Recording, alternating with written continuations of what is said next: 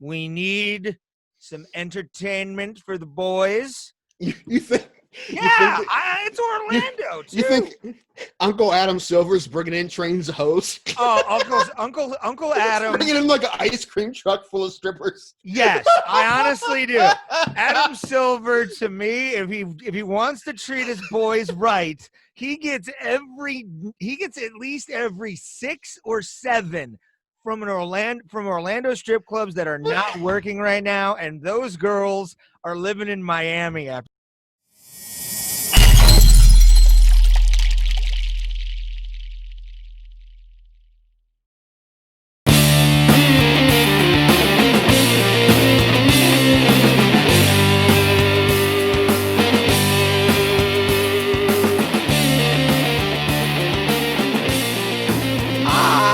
It's another episode of the Bro Plata Podcast with the music of punk rock and metal introducing us. I love it.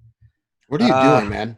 What am I doing? Are we doing sing-song podcast now? Apparently. I'm going to jock rock everything. That would be a great episode, man. We got to get every musician we know, right, together. We need to make the entire episode, right? It's musical-based. Okay. That'd be fantastic. Let's do it. We're doing it. We're going to have a special guest. Everyone's going to be singing. Bro Plata, the musical. The musical. Yeah, it'd be great. It's going to be a train wreck, but it'd be super fun if we could pull it off. I'm going to say we couldn't pull it off. Even if we tried our hardest, I still don't think it would work out. I don't know, man. I want to do it now. I think we wait a couple years, maybe just some people are paying attention. Maybe some people will help us out because we will need help on this. I don't think either of us are musically inclined enough to pull that off on our own. I can write songs. That's about it. I can do like parody songs. I know a little bit. I mean, I got my keyboard right there. I can kind of plug on it and I can sing a bit, but that's about it. Yeah, I'm not a good singer at all. Like, I'm not that good of a singer. I love singing folk songs because they're the easiest kind to do. It's very a mighty windish, if you will. That's why I like it so much. I was watching A Mighty Wind the other day. It's cool stuff, man. Those Christopher Guest movies are hilarious. Dude, that movie.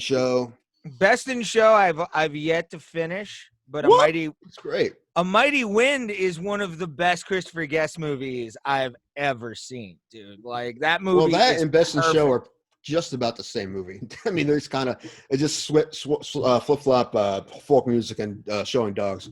I started watching Best in Show like probably a month ago, and I was laughing because they start off almost the exact same way. The same guy does the like, my family has been involved in that guy. I don't know that guy's name, but yeah, he's usually a super nerdy geeky character in everything he plays. Dude, he's an amazing character. Yeah, he's great. I love that guy. Everybody in those movies are. That's why they're so great. And Best in Show and Mighty Wind, man. Fred Willard steals the show in both of them. Yes. Man. He's rest in peace. Rest in peace to the great Fred Willard. We just lost him a couple of months ago, but Cleveland's own. He was great. What happened? All right. So anyone listening, check out Best in Show. Check out Mighty Wind. All of Christopher Guest movies. You have homework, motherfuckers. Yeah, that's do it. Right. I've been on withdrawals too. I've been having withdrawals. Right, we got to talk about this. What are you having withdrawals from, sir? Well, not normal stuff like narcotics or alcohol, man. I've been having really bad karaoke withdrawals.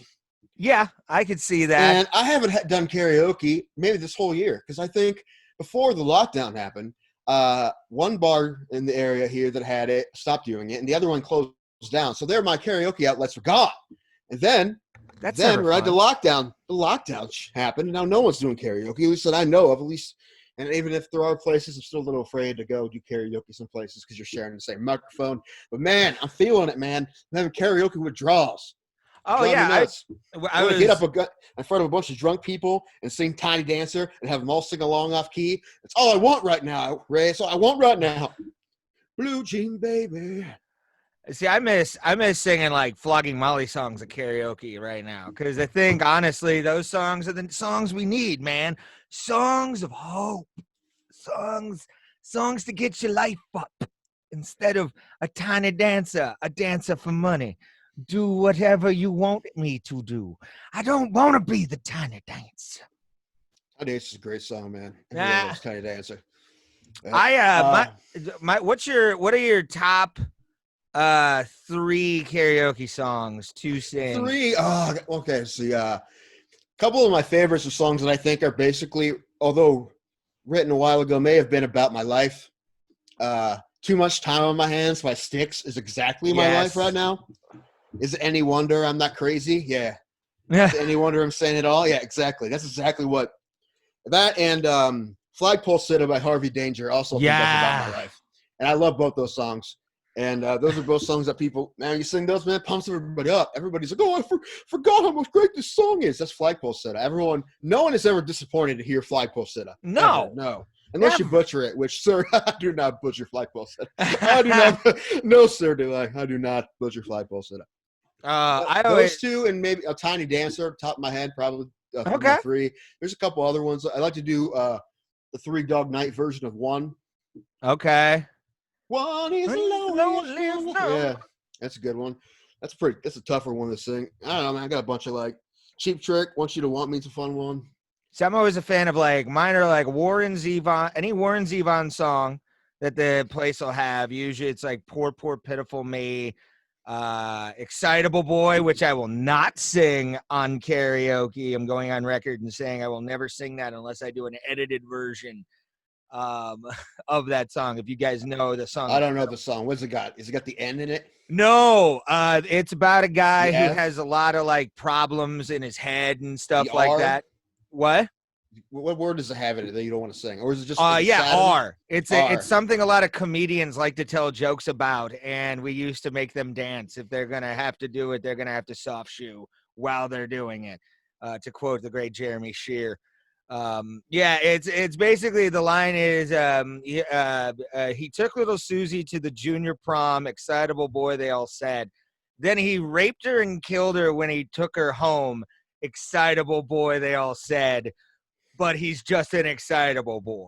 It's a great song, right? But at the same time, it's not a song you want to sing in public. That's more of a car song. We just lost the 3 people listening because you threw the R word out. Oh, it's part of the song, and I'm not condoning it. We don't condone that. It's not cool. Unless you have the chemicals to do it, I'm not condoning it. Yeah, if you're going to do it, you might as well do it chemically. No, not that either. You fooled me. I didn't know what you're talking about. No, we don't Cosby people on this show either. No Cosby. No, you almost had me right. No. Cosby, no Cosby. Cosby, no Cosby. No Cosby. I don't want your special Jell-O, sir. No, please. I don't want you to put that powder in my drink, Mr. Cosby. No, thank you. Only consensual sex do we condone here at the Bro Plata podcast. I actually, one time I was a job I was working with a guy a couple months ago. He told me a story about how he actually had that happen to him, where somebody put the powder in the drink and everything, and the horror I had in my heart for the situation. He got out of it. Luckily, right. Realized what was going on and kind of read the room. But he was just leading up to everything, and I'm just like, oh my god, this is gonna be an R. Kelly situation. I don't like it. I don't like it at all. Stop, Mr. Wizard. Please send me back. Yeah. Ain't nobody want that potion, bro. No, that is not something that. Oh no, Professor Snape was the dark arts. Never mind. I'm trying to think right. Whoever was the. Well, you know what? I think Dr. Cosby dabbles in the dark arts too, son. Different dark arts, maybe. But. He who shall not be rape. And this is why we put that little explicit bar, right? And put a little. So yeah, I put it in clean because we joke about it. I don't think it's explicit. We're not condoning it, so that's always the nice part. We don't, and that's the fun part. Please, unless what MMA podcasts are out there being like, you know what I really like to do on the weekend, Ray? War Machines. Okay, maybe War Machines. The John Copenhagers of the world. We talked about him a couple podcasts ago, and that's about all I really care talking about War Machine. As a monster. And he's going to be away for a very long time, and he'll definitely never fight again. Yes, and like we said on our last podcast with him, He did, although, give us the Chrissy Mack challenge, which entertained me for at least a summer. I was very happy about that. Mhm. That some poor bastard had to possibly make a Millennium Falcon or even like a Death Star to get a hander. Like, and then you have to maybe do like your own Hogwarts castle as what you're really gonna get for the blowjob. I think like that to me, a Hogwarts castle would be more impressive than just a ball or the Millennium Falcon. To be honest. We're talking about the Lego challenge, right? And the winner got a blowjob. Yeah. Correct? Okay. I think I would have went. I would have went with a full size replica. Right. We're doing of a guillotine. Ooh. With a model of War Machine Legoized inside of it. What do you think? His head's in a bucket. You would have not only gotten a blowjob from that, but she probably would have rode that pony, sir. Like that's. It would have been worth it, I think. Oh fuck yeah! Yeah. And also, I'm gonna get my Lego skills down.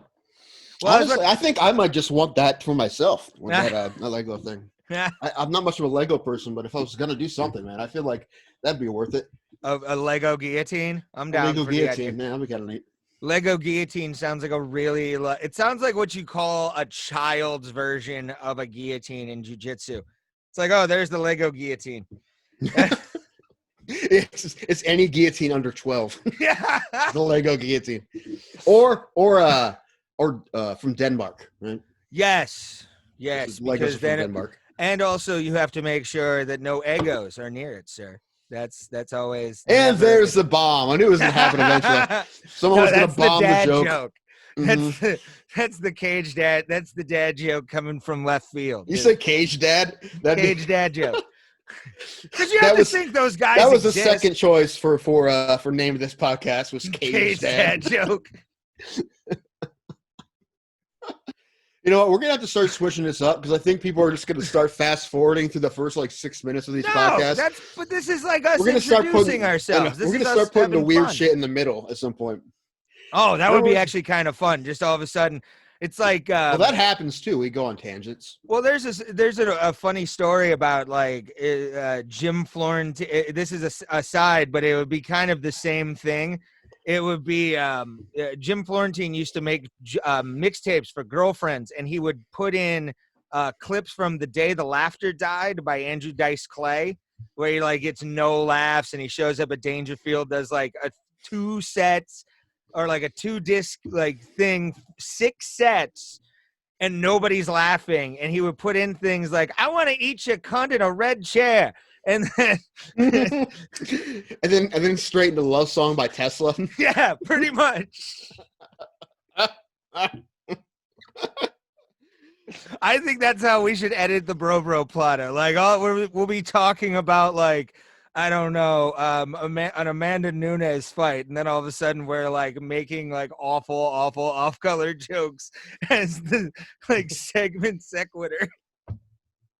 That would be hilarious. Just like transition. Fuck War Machine. Here we go to the next thing. About that armbar. About that armbar. This is the Bro Plata podcast. If you don't know, you should know already. We are 7 or 6 episodes deep now. This is our 6th episode, and y'all should know who we are. Next to me, as always, the lovely Tim Danko. He is a former MMA fighter of a not professional level. One of the funniest people I've ever met in my life, and the smart MMA guy. I'm very happy to be doing this show with Tim. I am Ray Hyclak, and I am the man that does very awesome transitions into segments, or keeping this on Greg Opie Hughes style, except I have talent. And it's a very fun show. If you don't know about us, all we do is we talk MMA, usually an hour and a half length, and episodes go up. We have been pretty neurotic with our times, man. We've gone, I think our last episode was the first one that wasn't longer than the last. Yeah, but the last one was almost 2 hours. It was pretty close. It was close. It was like less than 10 minutes. Yeah, and I try and, I keep this between 2 hours, 1 and 2 hours, just because, you can get off on tangents. You can have fun with this show. If you want to follow us and keep up to date with everything that's going on the US or the Bro Plata You can go to our Instagram at Bro Plata, our Facebook at Bro Plata as well. And also our YouTube has the episodes with clips. Those will be coming very soon. I actually just got a guy. Shout out to our new editor, Steven Parsons. He will be helping us put episodes up quicker and get the video episodes up within a week.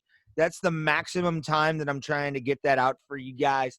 And make sure the audio episode goes up day that we record it. So you don't have to, a couple days, depending on my mood. But usually if I'm really into it and I'm really having a good day mentally, it's up day of. And you can get those on Anchor, Spotify, Apple Podcasts, Google Podcasts, and wherever you steal or get your lovely podcasts around the world. We appreciate you guys listening for every episode. We've seen a bump in our listenership, which is really awesome. Last couple episodes have been way more than I thought they were going to be, to be honest with you. I'm very happy about that. And once again, you can go check those out on Spotify and wherever. One of our episodes right now up is Andrew Law, an Ohio MMA fighter and instructor and coach down in the Dover, New Philadelphia, Ohio area. And he's a great guy. Go check that out. Give him a follow and a like, too. He's a great dude. And we love to have him on. We're going to have him on even more. And also, I told Tim about this, but keep up looking for Sunday or Monday of next week. It's probably going to be Monday. We are going to have Eric Posen. Shout out to Eric Kazan. But Eric Does Eric Posen Kazan fight now? I'd watch No. I wish that would I would love to watch him fight. He's a jacked kid. I watched that. I watched that shit. Why not? I'd love to watch him fight. But Eric Posen is from Revolution Fight and Fitness. He's a fighter out of there. And those are one of my boys from the gym I go to every once in a while, or regular or semi-regularly, try to at least. And he's a great guy. So he's going to be, and I'm going to have more guys from Revolution on as well.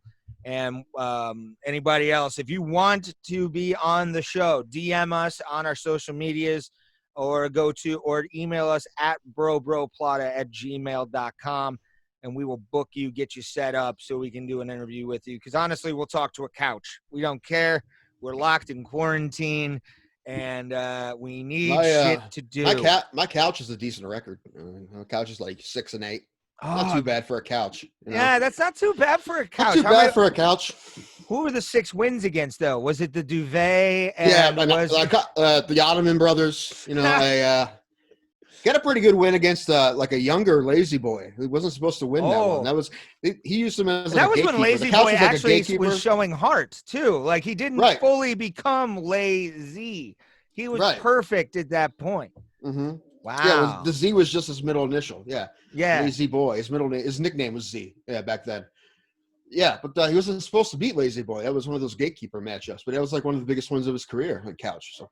Well, I mean, when he got the top pressure and made sure that he could get into the couch Plata, it was definitely something he knew he could throw at, and that fight was cool because also if I think if I can remember.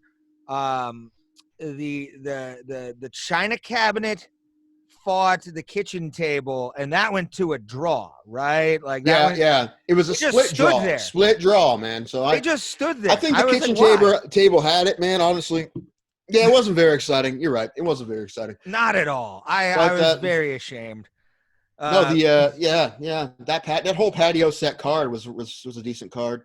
Well, I will say this, my friend, since you just said that patio card was a decent card, I think we should talk about this card that we had this past Saturday. Derek Brunson, Edmund Shahbazyan. Oh, I thought you were going to say the lawn chair and the tire swing. Okay, that was lawn chair and a tire swing is coming up in September, and we're going to break that down because it's like the big end of summer fight card that Backyard Fighting has always wanted to put on, and BYF has really good cards. They're an underground fighting organization that needs to be heralded right now. I agree. I agree. So this card, man, there's a lot of weird shit that happened, to say the least. What was your overall thoughts before we get into each fight? Because there's a couple fights on the prelim card that I do want to talk about, including the first one right off the rip. And then obviously we'll get into the main card, which was supposed to be about 6 fights. And then it got whittled down to 2 day of, or whittled down to 4 day of, lost 2. And what was just your thoughts about just the craziness, how UFC handled everything and getting it, off the way it was? I think it was a decent show. Yeah, this card was kind of doomed from the beginning, man. Even a couple weeks ago, the original main event was Holly Holm, and I forget who she was going to fight, but her opponent tested positive. I don't remember. Yeah, but whoever it was tested positive for COVID-19, so they rescheduled it for a couple months, I think. But that was the first card to fall, right? And then who else got COVID? Paul Craig tested positive. Okay, Paul Craig. Yeah, Ray Paul Borg, Craig. And then their first fight of the night on the main card ended up getting you ended up fainting. Yeah, that was oh my gosh. I just watched this to make sure I knew Giles. Giles was the one that fainted in the locker room. Yeah, and he was going to fight Holland, and that was going to be a good fight. I was excited for that fight. Yeah, and then Meerschaert and Herman didn't happen because Meerschaert, however you say his name, he had COVID-19 too. Yeah, and he was canceled the day before. And I actually read today that after Giles fainted, they called Ed Herman. Really? Yeah, they called him. They were saying that. I remember Dana talking yeah, about that. Yeah, they said, "Can you get here?" But he already left their bubble there, so he couldn't really come back. So that would have been great, man. They would have had hero status if he just would have showed up and fought him on that card. But not to get wrestling, but yeah, that would have been hilarious. You just nobody's coming out for this fight. Oh my God, it's Ed Herman. It's Ed Herman. Well, honestly, man, this whole week in sports period has really shown how much of a miracle it's been that the UFC has had as many cards as it's had, period. Right? Because this one had multiple fights fall off, but they were still happen to have a good card off of it with like 9 fights ended up happening. It was a good card. But baseball, man, we're both baseball fans, and I don't, as a baseball fan, it's been crazy week for baseball, dude. I'm not really excited for it either. No, I'm not super. No, I'm kind of a little bit worried that this season, a 60-game sprint season, may not be finished. No, because the Miami Marlins haven't played in like a week. I think no, they have. I think they're like 14 guys deep now that had COVID, and there's been other teams. Cardinals have a couple. Phillies. There's a couple more teams I think too. And if it keeps happening, I don't know, but. I mean, it just shows how great of a job the UFC's been doing. I mean, if anyone out there thinks that sports should not be happening, I mean, you have a point, but somebody's doing it correctly. And these fight promotions that are doing it are obviously doing it correctly because they're giving a lot of tests and they're not nearly as many percentage-wise players. Actually, well, I don't know if I could say that because there's a lot more people involved in baseball. Totally, but they're also traveling more. And I mean, I can see it's difficult because they're not doing a bubble like the UFC or the NBA. So it's not easy. Or NFL is trying to do one too. They're trying to do a bubble? I think they are, yeah. Oh, I didn't hear that. I know college isn't. College is not? They're trying to do things like limit to conference schedules and whatnot. Yeah. They're limiting to conference schedules. That's about it. But that's not really a bubble. Yeah, I don't know, man. I look at baseball's not really. But it's not an easy thing to do. Oh, no, my internet's connection is unstable, it looks like. Yay, do I sound good? Do I sound fine? Can you hear me? Okay. You cut out for a second. Okay. Well, my thing is, too, is this is going to kind of show the power, really, of fighting in general and make I think this is going to be a renaissance, though, in combat sports because it's of the individual. There's only 2 people. You don't do crowds. You don't do any of that kind of stuff. I think we're going to see a renaissance in fandom and at least combat sports because of the fact that, one, we're being shown that Major League Baseball is kind of, has some cracks in their stuff.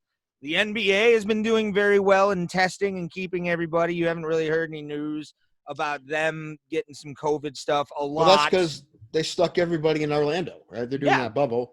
They're not letting anybody in or out. How could you? This is my favorite thing about the NBA bubble. Like, okay, Ray, imagine yourself as an NBA player. You're 6'8". You're a handsome fellow. You're making millions of dollars, right? And you're single, okay? Yeah. Then they throw you into Orlando, and like you're in this bubble. You can't bring anybody with you for this many months. Yeah. Are you going insane or what, brother? See, I'm one of those guys where like I'm not saying you as you. Enough. Yeah, I'm not saying you as you though, right? Yeah. Or me as me. I'm saying as what if like an alpha athlete? Yes, he's making millions of dollars. He probably hasn't had to use his hand very often. Yeah. Doesn't really have to. That's not really a thing he has to do very often, right? Because he is a millionaire, good-looking athlete, 6'8", whatever. Yeah, but then all of a sudden they cut you out. What I think is happening right now, I really hope. I think it's like the military, like the whole 4-10-4 thing. Yeah. Like a 4 becomes a 10, and when she leaves the bubble, she's a 4 again. I hope there's like a 53-year-old janitor who works maintenance at the arena, right? Who has like this dream dick buffet for her. She can whatever she wants. These good-looking 6'8" millionaires, right? She's just plowing through the entire Philadelphia 76ers, right? Oh, you Russell have to Simmons think got her on speed dial. Yeah, she's getting all passed around, and she's loving it. Good for her. Good for her. Exactly. The bubble is a dream for that lady. Oh, yeah. You have to think that there's got to be some people that are like they have to have something. They're not. There's a theory I always have in times where they like do these kind of things, where it's like I guarantee you the league went, look, we need some entertainment for the boys. You think? Yeah, it's Orlando too. You think Uncle Adam Silver's bringing in trains of hoes? Oh, Uncle Adam bringing in like an ice cream truck full of strippers. Yes, I honestly do.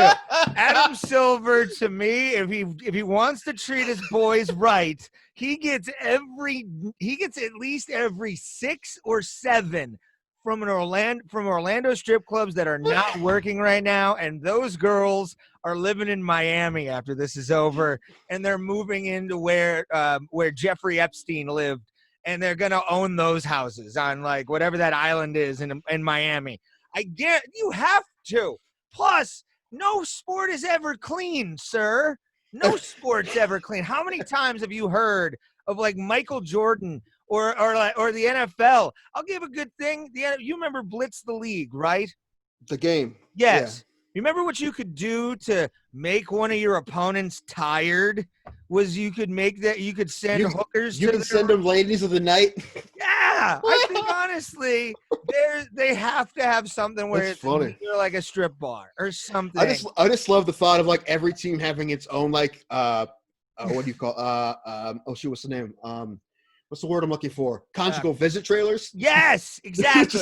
It turns into Oz season 1. Painted team colors and whatnot, and there's like a code on the door.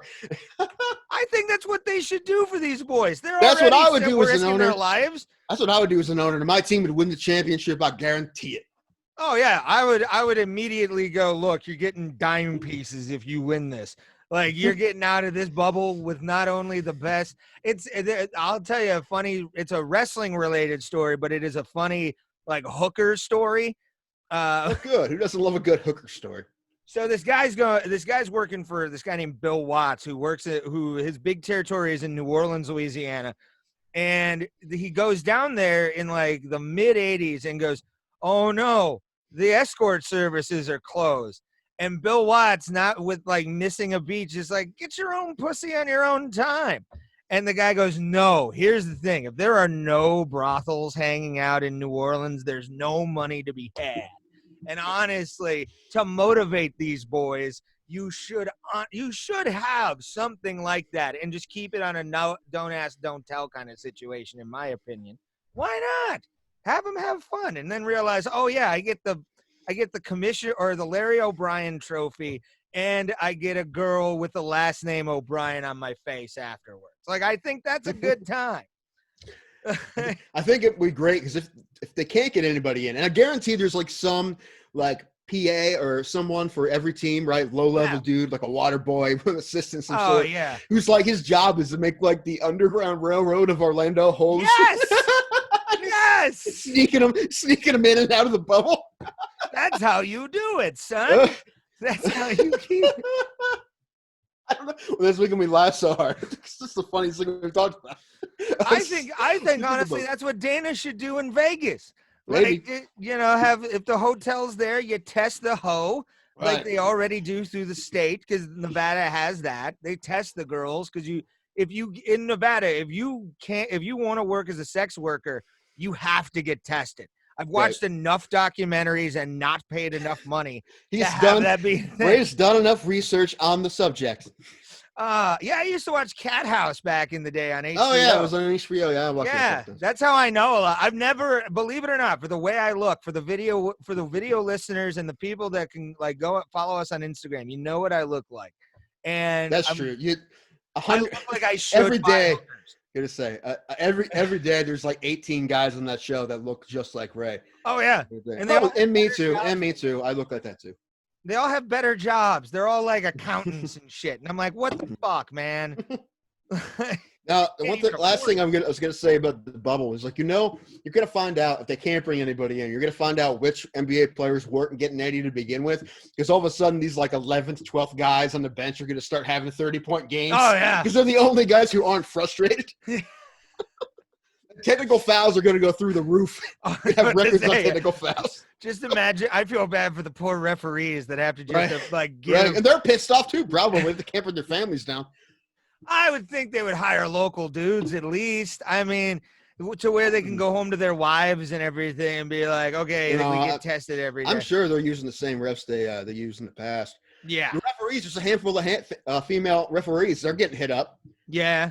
And hit up by guys. They're getting knocks in their hotel room by players they just teed out of the game. I need to apologize. I'm not going to apologize real good, ref. I'm sorry. I'm sorry for the technical foul. Is there any way I can make that up to you? Hey, ref, you want me to give you the flagrant 2? I can definitely go from downtown all night. I'll give you the flagrant 5.5, right? The flagrant fist, and it's not because I punched. Oh, no, you turned it, and then Ray turned it into a fist. You did it again. Took it out the rails. Ray took this joke and he Thelma and Louised it by hitting the gas and going off the cliff. Well, I mean, come on. Sometimes you want to see if an NBA ring fits there. Not me personally. I don't know what you're assertion on the Pornhub there, sir. I don't know. No, I just like insertion. Oh, man. Has anyone started making NBA bubble porn yet? No, but that should be so great. It's just like a lady janitor and like the tallest black porn star they can find, or white as well. I guess they can't. We're not. Lexington Steele makes a comeback wearing a Cavaliers jersey. Hey, the Cavs aren't in the bubble, man. They're doing good, man. They're getting everything they need because they weren't good enough to be in the bubble. Well, obviously. I mean, the Cavs it's funny, I laugh. Like, I left this 2 weeks before, or a week before LeBron did. And he knew that shit was getting crazy. So, and I'm not a big basketball guy. Never really have been. I'm not like, I've never really followed. I'm a Rockets fan on a sentimental level because they won a championship on my birthday when I was living there. So it's kind of my own little like woohoo to the whole thing, But and that's where you take it off the rails, my friend, is right, because you can't really follow that. Yeah. I don't know what happened. I was drinking my beer. I wasn't paying attention to what you were saying. I'm high and sober, so kinda ish. But let's get into this. Even though again we're talking about more, let's get into the fights and talk about the first one of them on the prelim that I wanted to talk about. Was Chris Gutierrez versus Cody Durden. And I'm going to go on the record right now and say Cody's brother was a better fighter. Cody Durden's brother was a better fighter. I get the joke. I see it. I see it coming. He absolutely. I remember when he fought Robert Paulson in the basement of a diner, and it wasn't a good fight for Tyler. But at the end, you had Robert just going. And it was awesome. You saw his bitch tits flapping in the wind. I'm all in for like really terrible like furniture fight jokes. But when you start just saying, "Oh, remember Fight Club?" Yeah, I'm not gonna help you out, man. You got You got Fight Club on your own, man. Uh, Robert Paulson was swinging fists like a bat out of hell, man. Because it's meatloaf. Because it's meatloaf, Ray. I wasn't even gonna go that deep. I was just gonna use names. I would usually go straight to the meatloaf references. He would fight anyone for love, but he won't fight him. You punched the teeth right out of my mouth. Oh, it must have been while you were punching me. Shit talking. Yeah.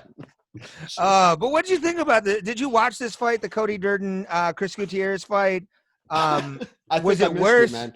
I think I missed it. You did? I honestly, it wasn't. I thought I caught up on all of them today, but I think maybe I didn't. I don't miss that one. To me, I'll go on. I'll put the camera on myself and talk about it. Cody Durden should have won that fight. I could have seen it being a split decision, but Cody Durden had a lot of control time. He had 6 days notice. He came out of nowhere and just like had top control for most of the second round. And I honestly think the judges, they did sort of a disservice. I can see why it could be a draw because both guys were fucking each other up on the feet. But Cody Durden had a lot more control time on the ground. He was definitely controlling the pace towards the last 2 rounds.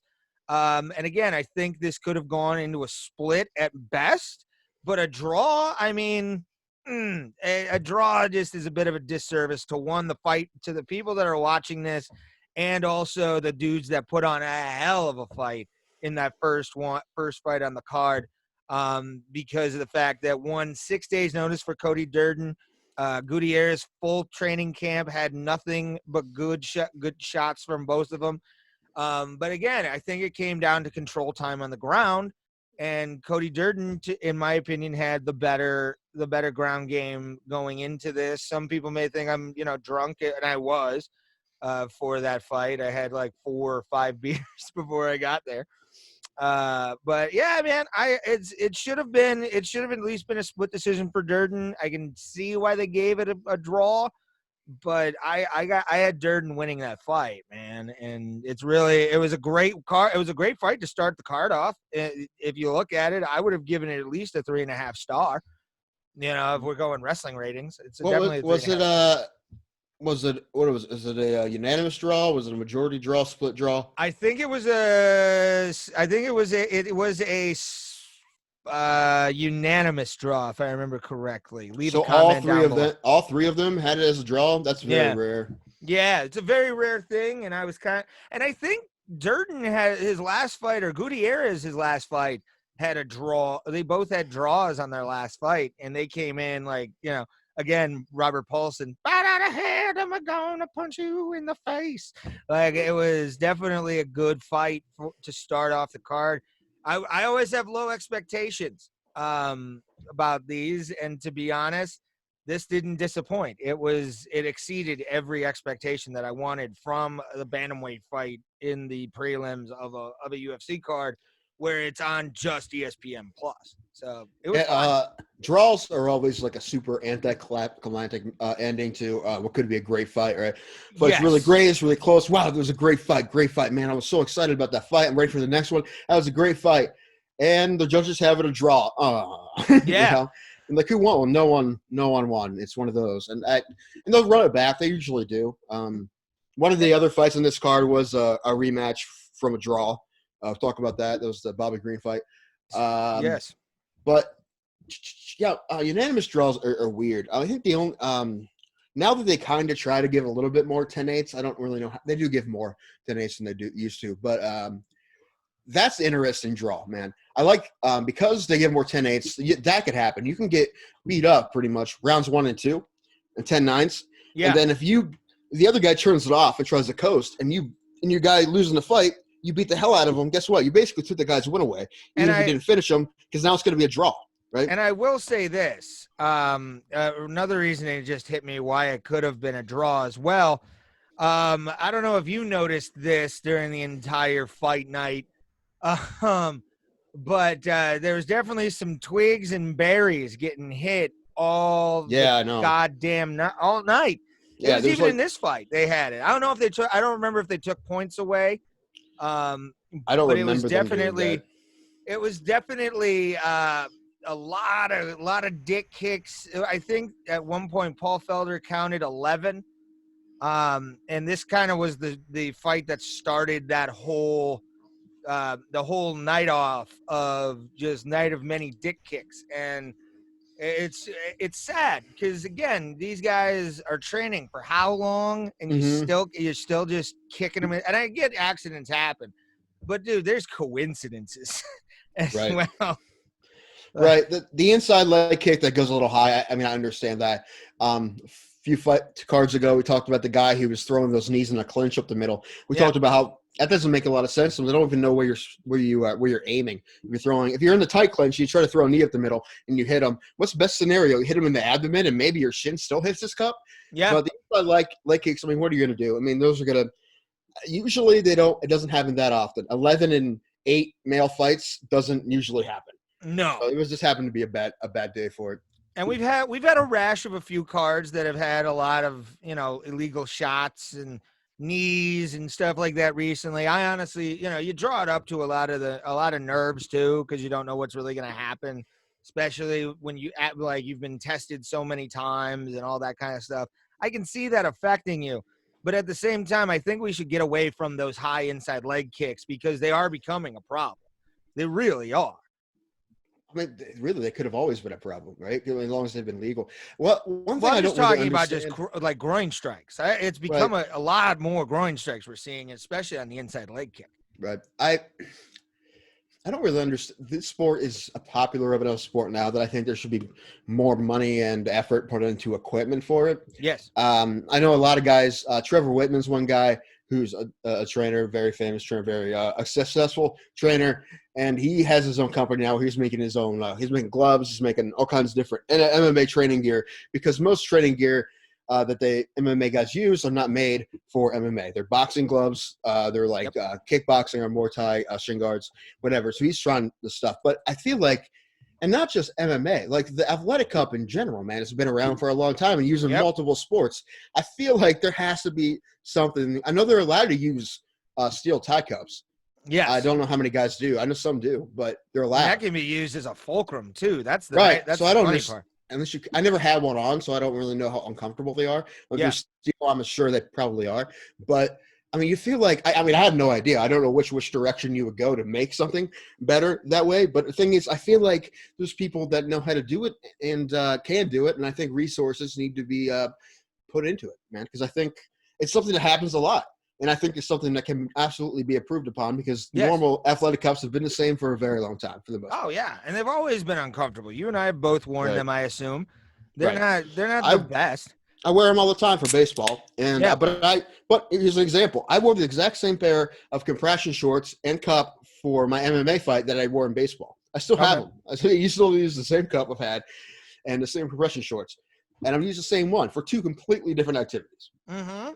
And for baseball, it's fine, but I didn't get hit there, fortunately, when I fought, but you absolutely could. And like I said, I'm not the one that has an idea of how to make it better, but it has to be someone out there who does. I like the tie ones because they are like there is metal in them. Mm-hmm. I used for many years a hockey one, and it's basically your general athletic cup, and when you take a slap shot right to the dick, it's never fun. It's like those things where you see people take like a baseball and all of a sudden and two like tomatoes and put it inside. Mm-hmm. Like that's kind of what it is when it comes to, and honestly, I think metal would be a little bit better. I'm not saying for all sports, obviously, because metal can freeze in certain areas.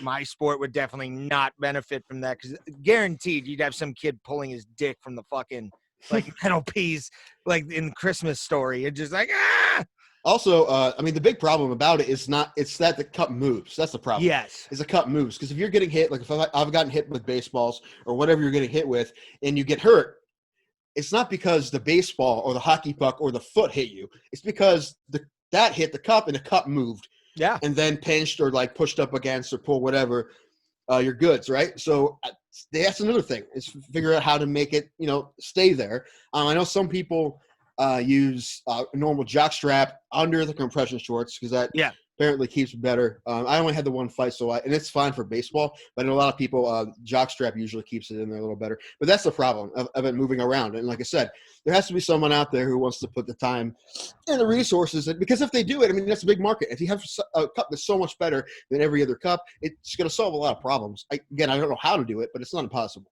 I used to have a pair, and I think I still do, that I use every once in a while for when I'm like doing hockey and stuff like that.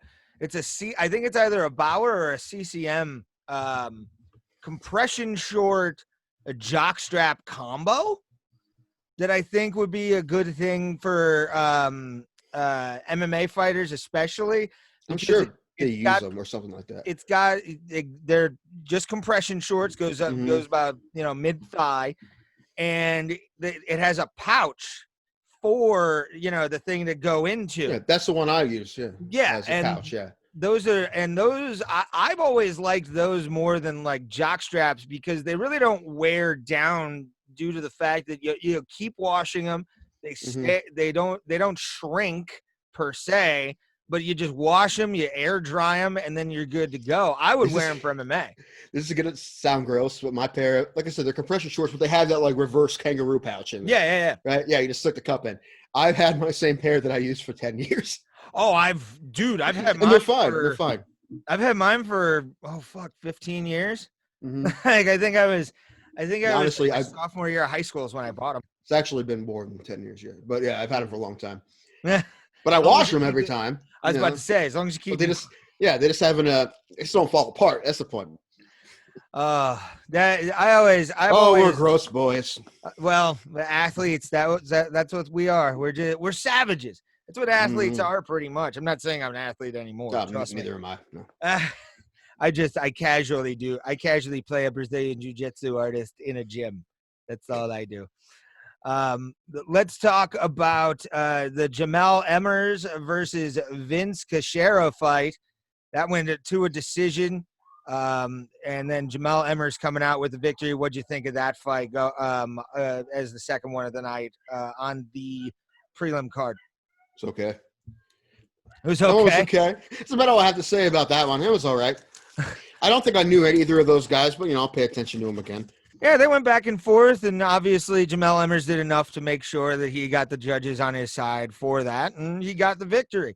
Then we go to featherweight. Johnny Munoz taking on Nate Menezes. I think that's how you say his name. Menezes, something. However you say it, I don't know. Put it in the comments. Nate obviously gets the win here off a decision as well. Thoughts on that fight, Tim Danko? Nope. I didn't see that one either.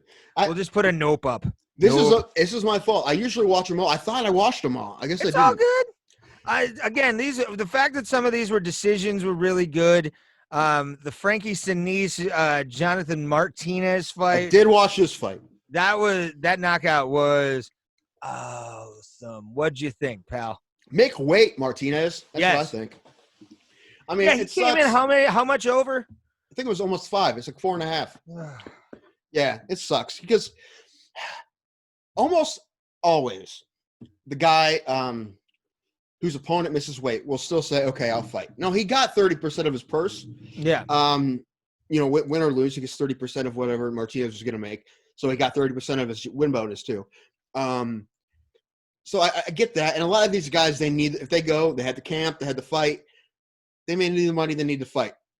But very rarely, I can't remember the last time someone said, I'm not going to fight this guy. He didn't make weight. And I think part of that is, what would people think if he said, I'm not going to fight this guy? Oh, he wouldn't fight him. Oh, he's a pussy. Oh, which isn't true and is extremely unfair. I hate when fans do that. Extremely unfair. I mean, I want to see the fight and I'll be bummed out, but I would be like, good for him. He's supposed to make weight. Because I don't know for sure, but I think the records of the guys who make weight, it's very in favor of the guys who miss weight. The guys who miss weight win the majority of those fights. Yeah, because it's an advantage. It's an advantage big time because of the fact that they do have. But not even the fact that they missed by 5. It's the fact that night of, because they missed weight, now they can go rehydrate, do whatever they can, and add about 10 pounds extra. If they say, "Oh, I have 2 left," I'm just gonna say, "Forget it. Give up a little bit of money and feel a lot better than I would if I tried to lose this last 2 pounds." And it'd be very difficult last 2 pounds. So I'm gonna say, "Forget it. Give up some money and just beat this guy." But for whatever reason, there's a culture or whatever that says these guys should not say no to these fights, and it needs to stop. Yeah, it needs to stop. The stigma against guys who say no, I'm not going to fight a guy who didn't make weight. That needs to stop. The pressure. I feel like these guys feel the pressure to say, "Yeah, I'm going to fight because I'm already here." Yeah, no, that shouldn't happen. That shouldn't happen. They should. No, I'm not going to say. I mean, I don't think the promotions would ever say you can't fight because they want the fights, right? They want to make their money. But somebody has to say, "Hey, it's okay for you to say no. I don't want to take this fight. Let's give it a couple of weeks and you try again." Yeah, I agree with you, man. It's your job to make weight. Yeah, because it's like, it's overwhelming the amount of guys who miss weight win those fights. So. Yeah, it's a weird thing, dude. When you look at somebody who comes in, even when they put it up on the board and it says like 5, you always have to add that extra amount from the fact that they're gonna eat themselves into feeling better on fight day, and that's not a good thing, man. That's never been an ideal thing for any fighter. And honestly, and I know you can't do this right now with the times that they are and everything like that, but UFC should have more standby guys and the commission should be willing to do that and tell guys, "Hey, this may happen. You have this shot. This guy could possibly be missing weight. You have, a week to now drop the weight. Where are you at?" And UFC doesn't do that. A lot of MMA promotions don't do that at all.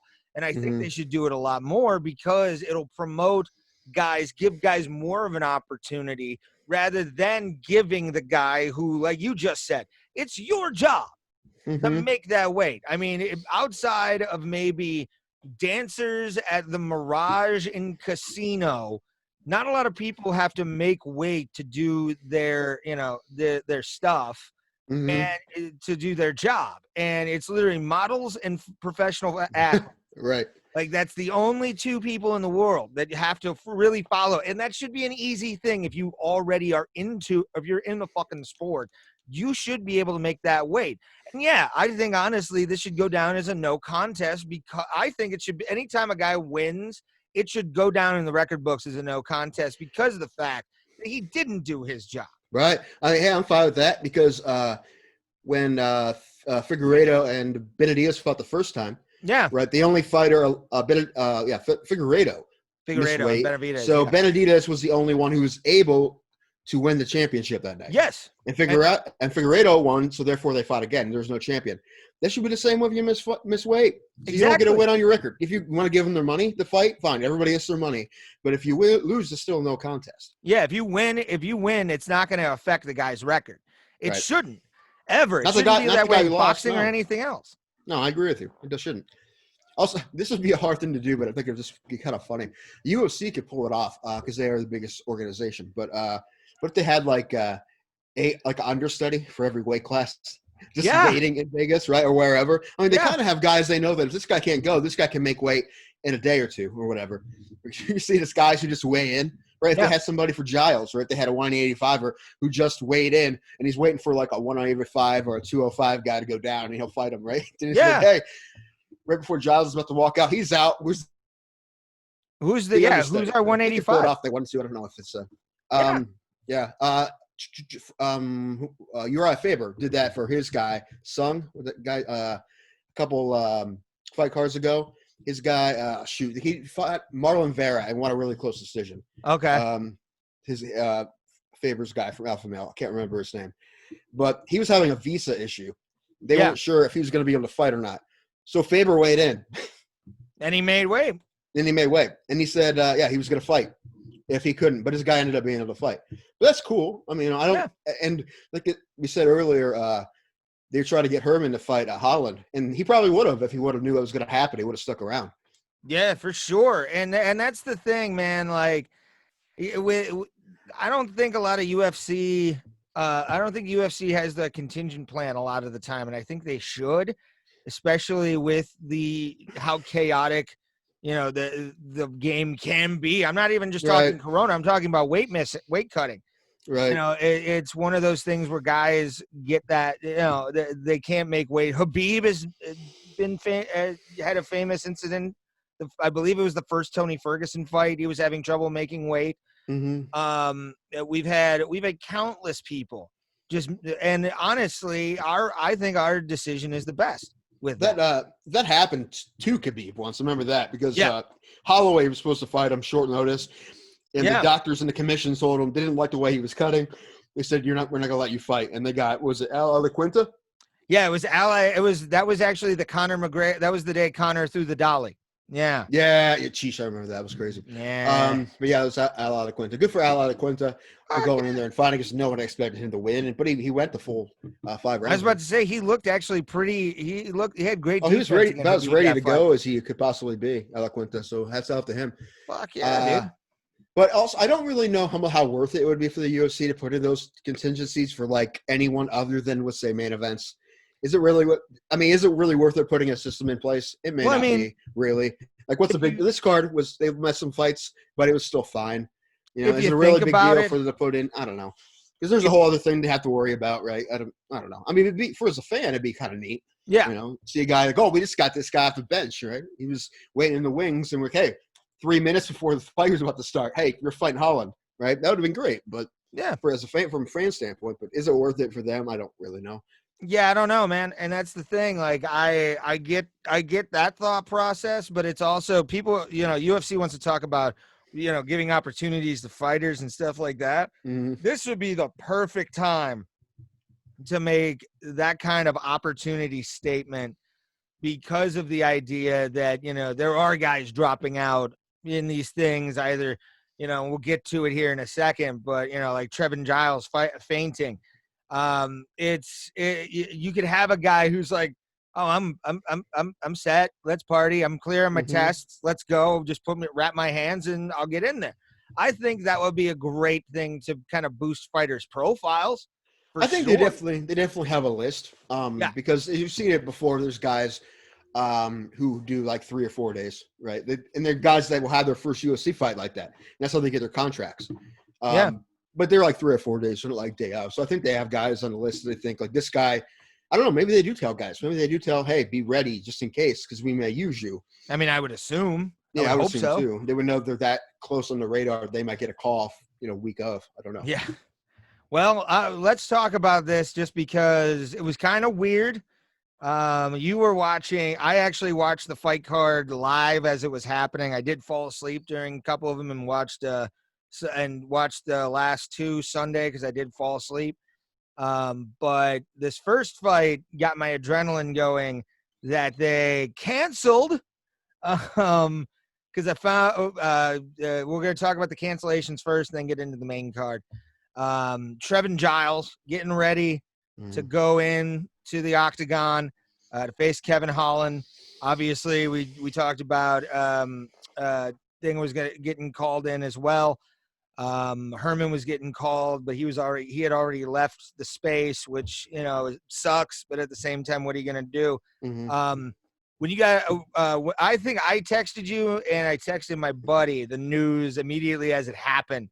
I don't know if you had gotten it prior or whatever, but yeah, I saw them all of a sudden showing that forget the woman they had doing the stand-up interview with, but she immediately went, Trevin Giles, he has fainted in the back.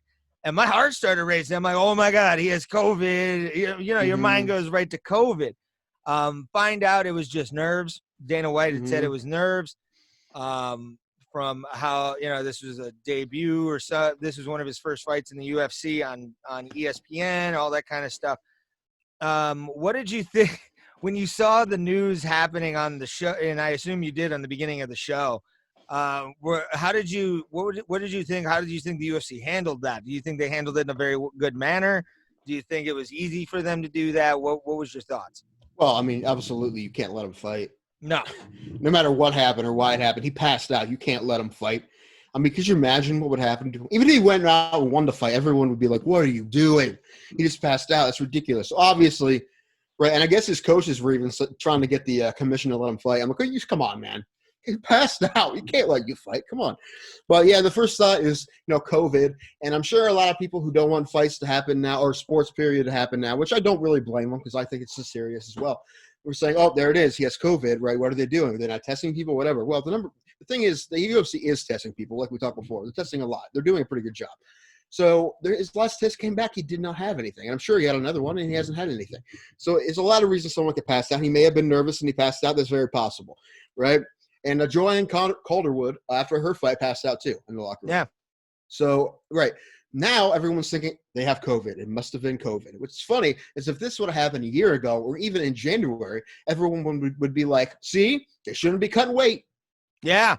Yeah. This is what happens when you cut weight, which is most likely closer to be it's more likely that that's the reason than the COVID. Yeah. I think because they've been having tests and they do not have COVID. They've been negative, unless there's been a false negative, which doesn't happen. I don't think as much as false positives. It's not possible, but I'm sure, like I said, he got another test and he probably got everything tested. Yeah. I passed out a couple of months ago and I went to my doctor and they gave me, I haven't gone yet, but I have to go get an EKG, an EEG, an MRI, all this stuff. But we're X-ray, laser beam. Right. Quoting Space Jam. Space Jam. Yeah, I was trying to think of the other ones they said. Yeah, EKG, laser beam. Yeah, that's funny.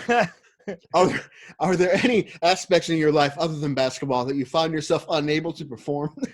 No. Yeah, that's one of those jokes in Space Jam I didn't get till years after I saw it for the first time. Happens a lot in those kind of movies.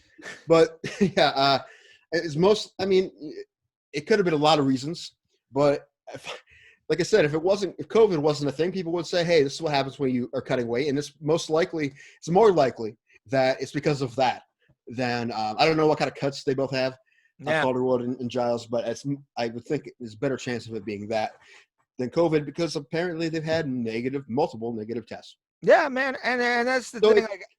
Coincidence. And in the car where everyone was falling off, I actually think these were all coincidence. Me too.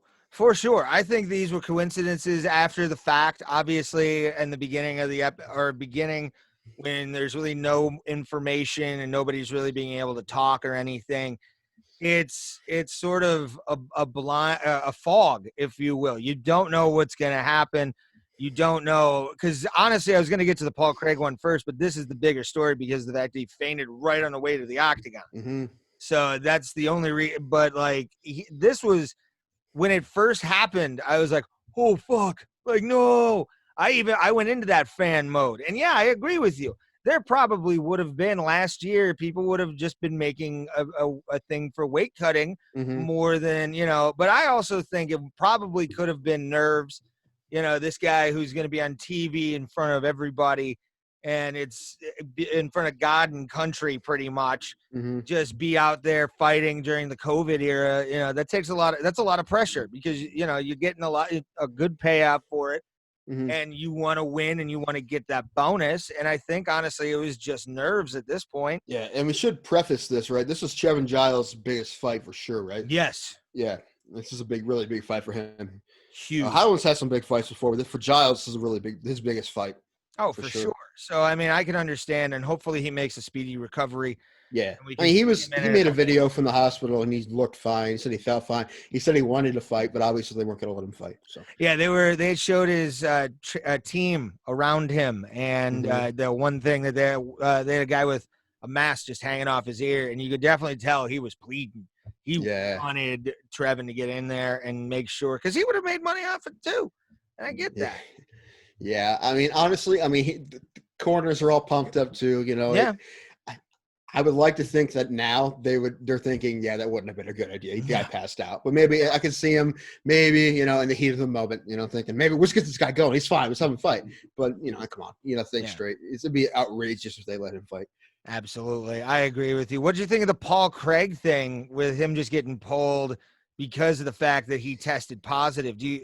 I say good decision. Very, and the fact that they acted that quickly while he was in the locker room was enough to be make me happy and give us hope. Like we were saying in the early part of this episode, UFC's doing everything right. They are, compared to any other sport right now. Right. The safest thing they could possibly do is not have fights at all. However, if they're going to have fights, which I'm happy they are, they're doing about as best as they can. Yes. So, yeah, that's what you do. If a guy gets a positive, you run, you go get him, you get everyone around him, all his coaches, his corners that are with him, and get them the heck out of that bubble zone as quickly as possible. Oh, hell yeah. Into a hospital if it needs to be.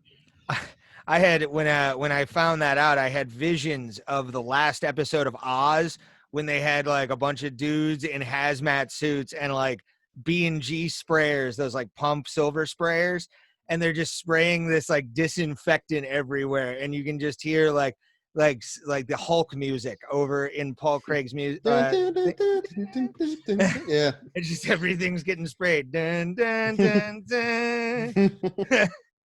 It would, to me, it's like that's how you want an organization to, have that kind of response athletic wise. And I can say this from a pest control standpoint.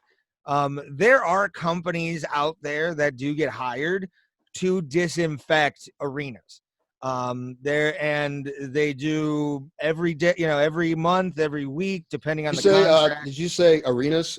Arenas. Okay, yes, you had an audio glitch, so I was just making sure. Oh yeah, I've never done it myself, but I worked for a company that had a guy that went into the Rocket Mortgage Fieldhouse, the Romo Fijo, in downtown Cleveland I think it was every week or 2 weeks, and you wipe down every handrail, you do all that kind of stuff, and then you take a thing called, which I assume they're using, it's the stuff called Sterafab. It's basically just high grade like disinfectant alcohol, and it kills germs on contact because of that. So you'll see a lot of that being used, which I think they're using maybe even in or a form of it in misters, when they're disinfecting the octagon in between fights, like you see during the post-fight interviews and stuff like that, which I'm going to say that gives me a little bit more comfort as well when they're doing that in the octagon. To me, I think that gives me a little bit more peace of mind watching on TV, that you see guys are taking the misters and just going down on the mat, making sure everything's just completely dead as soon as you walk off that. And hats off to UFC. Love them. UFC rules when it comes to how they're handling everything. Yeah, I mean, they're definitely still the gold standard because, the baseball, it was definitely a much more difficult task the way they're doing things. But, and hopefully, man, they can even out or whatever, man, they can figure that out so we get the season done. But they're doing the best they possibly can, and for the most part, they've been pretty successful. Yeah, and how about organizations as well? Bellator had their first card last week. Yeah, as far as I know, that went pretty well. Yeah, we haven't heard anything from Bellator when it came to any kind of people testing positive, or it is kind of funny if you think about it, that like if you would have said to humanity that the safest sport in the world is one of the bloodiest sports in the world, people would have been like, you're stupid. Why are you even saying that? But now it's true because they've shown that they're very sterile in their approach to this, and shows that bald guys know how to keep things clean. I mean, we have Mr. Clean to begin with, right? Dana White. Yeah. Oh, I love it, man. Let's get to the main card. Lightweight bout. This was the rematch we talked about. That was a draw. Lando Venata taking on Bobby Green. And this one was Bobby Green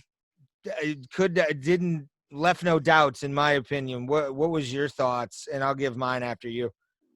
Great fight. Bobby Green obviously won the fight. He definitely won the fight, but man, Venata, he's good. This guy's good. They're both good. It was a fantastic fight. It was a lot of fun. The first fight was great too, but Bobby Green obviously won the fight, and good for Bobby Green, man. He's had 2 in a row now. He beat Quay Guida not too long ago. Yeah. Bobby Green has always been an exciting fighter, even though his last couple losses have been very close decisions. Yeah. So he's another guy that I'm always excited to see fight. His pressure against Venata was actually kind of fun to watch, and then his shit talking was awesome too, because he knew he had him. You could definitely, from the moment he had his hands down, he showed no respect, and was throwing just bombs at Venata.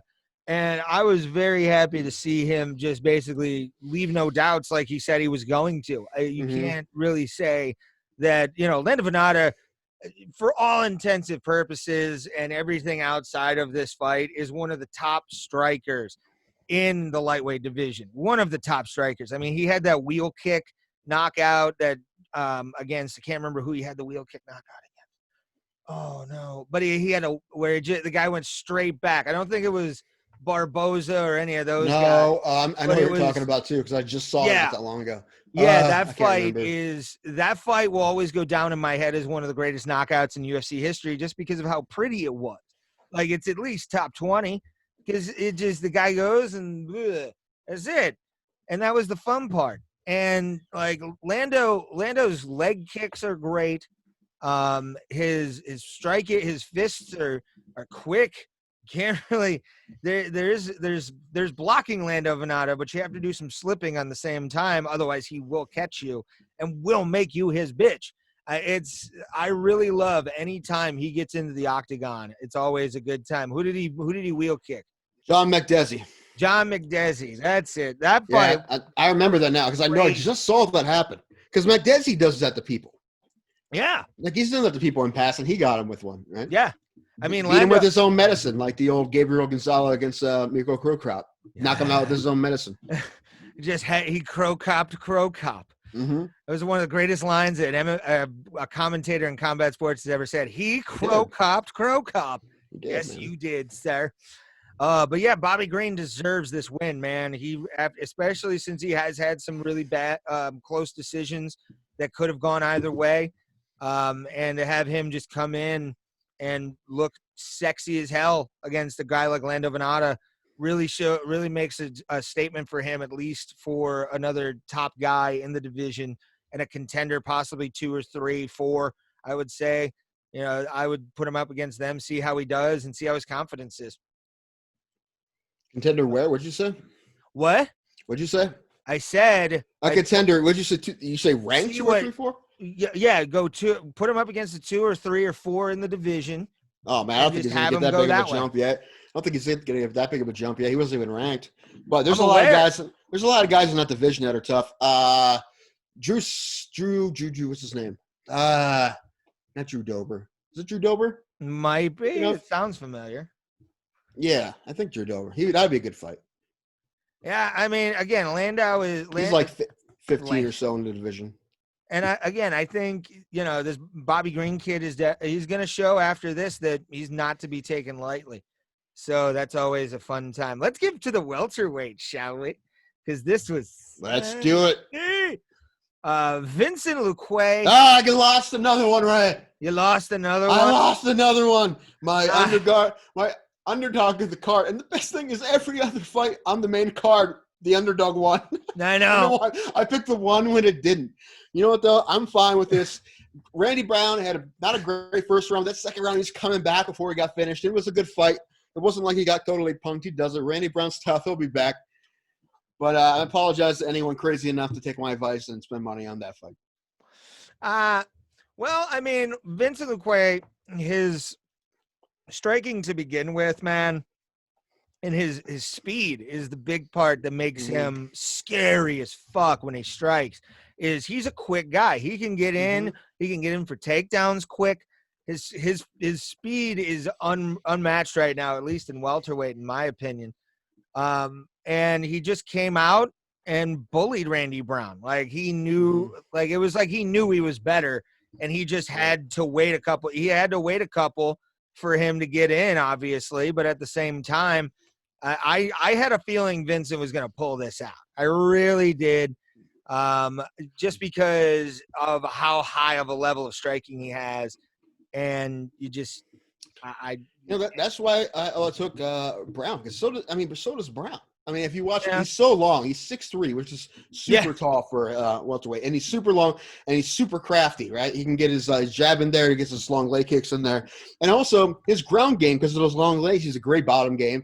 He had a triangle his last fight. And he knocked guys out 2 fights ago. He knocked out what's his name, Brian Barberena. He knocked Brian Barberena out. Yeah.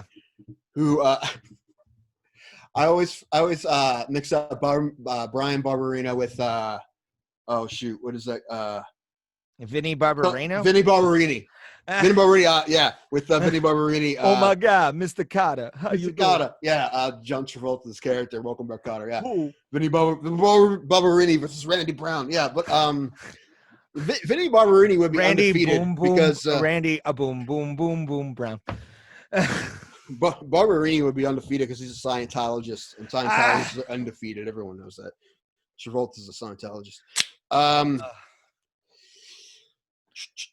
Yeah, but yeah, Vincent Luque got the best of him. But good for Brown because he got that first round wasn't very good, but he came back in the second round, got some takedowns, got some good strikes in too. I thought third round was going to be a barn burner, but Luque got that really nasty that knee that was just barely a legal knee, right? Yeah, well, you don't do that, kids. You don't when you're in that position, you don't reach for the ground because you're reaching for the ground, your head is wide open. And before you can touch the ground, make yourself a down opponent, which I think in Vegas you need 2 arms anyway. But your chin is wide open for that nasty knee, and Luque is nasty, and he hit him with a nasty knee and TKO'd him. So. Absolutely, man, and I'm glad he got that. It was a good fight too. Fantastic fight. But again, now I'm 1-4 on my underdog picks. I gotta make a run here. 1-4. This one definitely was a good fight to watch. Jennifer Calderwood, Jennifer Maia, Joanne Calderwood. Sorry, Joanne Calderwood. JoJo Calderwood losing by submission. It's a bummer, man. I was hoping she'd win this one. Yeah, what'd you think? She's pretty close to a title shot, right? If she would have won this fight, she would have been right up there, right? She had the 3 spot. I think Maia was like a 5, so she would have been pretty close. No, Maia is. This was slick, man. This armbar that Maia had, that's someone who obviously a lot of fighters do, but she obviously knows her jiu-jitsu. Because if you saw it on the back, she worked for a triangle. Triangle wasn't working. Went for the armbar. That armbar wasn't working, so she transitioned to another position in the armbar. Ended up sticking her arm in the armpit and cranking it like that and getting that armbar. Very slick. You want to watch how to kids at home. You want to learn how to do smooth transitions from triangles to arm bars. Check out that fight and watch this Maia lady. She was smooth as silk, and she was able to get Calderwood, who, I mean, she's been around a while, Calderwood. She has also had some wins by submission, but she's more of a Muay Thai fighter. That is her bread and butter, is her Muay Thai. Yeah.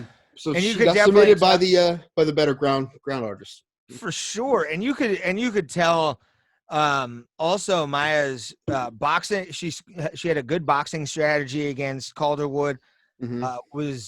Calderwood would come in with leg kick and 1-2 combinations, but Maia was coming in with full 3-punch combinations, not really throwing a lot of leg kicks, but just really getting behind her punches and driving forward, which I see there's a lot of MMA fighters that don't really do what she did. And I've seen it. I've seen that advice given in gyms and stuff like that, where a lot of MMA fighters, they'll go in and then come back, which obviously is to keep distance and everything. But in boxing, you kind of have to just come in, throw, and be a little bit more aggressive than your opponent, because they're coming for your head as well. And Maia, there was a good point though that Dominic Cruz brought up, which was the Muay Thai thing. Your head's on the center line. It's not moving a lot. Yeah. So that was the one real big, I thought, advantage that Maia had starting out the fight, was just the boxing in general. Yeah, I was and Muay Thai fighters are definitely more in and out. And I think that's because the leg kicks, because leg kicks are such a big thing. Right? Boxing is just you're throwing punches. So you have, the less reach, obviously, the arms. So that's also why head movement is such a big thing, because you're closer in, right? And you're also going through head strikes more than you're going after legs and below the belt and whatnot. But you can always tell like how heavy someone relies on Muay Thai versus boxing, because the end of head movement. I'm a fan of head movement. I think it's because I'm a fan of boxing, because you see a lot of guys who have great head movement, and a lot of people, they really don't. When Calderwood is really right there in the middle. And I'm not a Muay Thai person, so I don't really know how that really makes a whole lot of sense to do in MMA. I feel like you need to move in your head a bit more. I think most people do. Yeah. Even guys like Adesanya. Yeah. And he's like a more kickboxing guy, right? So yeah, that's where he came in from. Yeah, but he still has head movement. It's not like he doesn't. He does. A lot of guys do. So I don't know. I think it's big. But then again, I'm also, if we got a Muay Thai guy in here, he could probably tell you why you don't need to do it as much. And it probably make a lot of sense. So I'm not the really one to say it. All I'm saying is I like the boxing. I like the head movement. It makes a lot of sense to me. That's what I would try to learn. But that's just me. I could be wrong. But I've always been a fan. It didn't help Calderwood as much this time. Would have been nice to see a little bit more head movement. But I also not whatever coaches. But yeah. She lost the fight. She didn't lose it on the feet. She lost it on the ground. So. Yeah. And I've liked Muay Thai ever since actually I started watching K1. Never really, obviously with boxing, about head movement because you've, watched it so many times and you've heard the words so many times. My favorite thing ever that was said in an octagon in idea to head movement was actually Edmund. And I'm not talking Shahbazyan. I'm talking about Edmund, the coach. He kept yelling to Ronda Rousey against Amanda Nunes, head movement, and she just didn't. And yeah, she didn't really bother with that too much, did she? No, not really. Not at all. But no, yeah, with Joanne. With Joanne, she is definitely one of my favorite fighters in the UFC in the female. Yeah, I like her too. I like her accent. Yes, I'm always a fan of a good Scottish girl. They're always very good, and they keep me going. And then they'll tell you they've been taken. And they have a very particular set of skills that will only be used behind closed doors. That is how we do. It sounds sort of Irish, but sort of Scottish at the same time. I can only really yell Braveheart freedom. That's my best Scottish accent, ladies and gentlemen. But now, yeah, let's get down to the main event of the evening. Young man, Edmund Shahbazyan, hype train coming.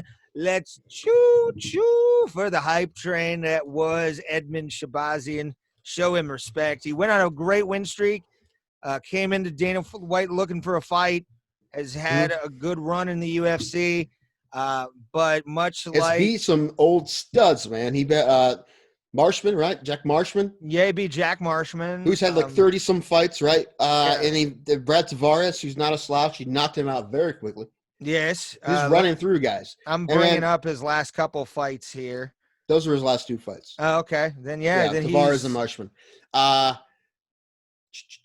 but I was going to say that I was happy we ended up not doing a preview episode for this because I honestly – it's easy to say now, yeah, I had Brunson, but I had no idea. I wasn't going to make a pick until you asked me. I was going to put myself on the spot and then throw out a name. I may throw out Brunson, but I still wouldn't have made him my quote-unquote underdog of the fight because I wasn't very confident in it at all. I didn't know who the hell to pick on this one.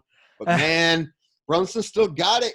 Hell yeah, he does. Really isn't that surprising because this guy only loses to champions. You see who he loses to? Adesanya, Whitaker, Jacare Souza. Yeah, Anderson Silva. He's only lost to monsters. And he proved. And he's had 1-2 in a row. He beat Ian Heinisch, who's really tough. I was about to say that Ian Heinisch thing proved that he still had it after, some pretty devastating losses in championship fights or against champions of high level.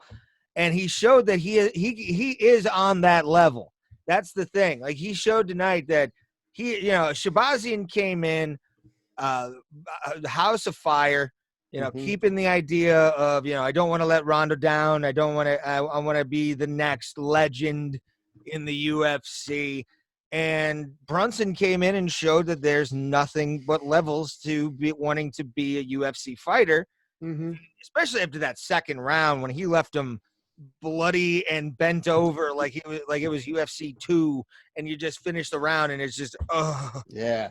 Like I had to watch that second round. I think I watched it like 3 times in a row. I wanted to watch it because the first round was very close. Shahbazyan may have had it. It's very close. Yeah. Second round, there was a turning point, so I had to watch it 3 times to see where it was.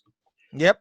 And if I remember, there was He got a couple takedowns. There's a spot that, I love the way Brunson fights. He's one of those guys. He's a wrestler, but he likes to stand. So he'll put his body on you, right? Yeah. He'll come out, and he'll strike, whatever. But he'll get you in the clinch. He'll try a takedown. He'll get you to the fence. He'll push you. Then he'll fight you in the clinch, right? Get you some shots in the clinch, whatever. Then he'll back up and then 1, 2, 1, 2, right out that clinch and boom, put his body back on you, take you down, knock you ground and pound. There's a little ground and pound, I think. Then he got poked in the eye.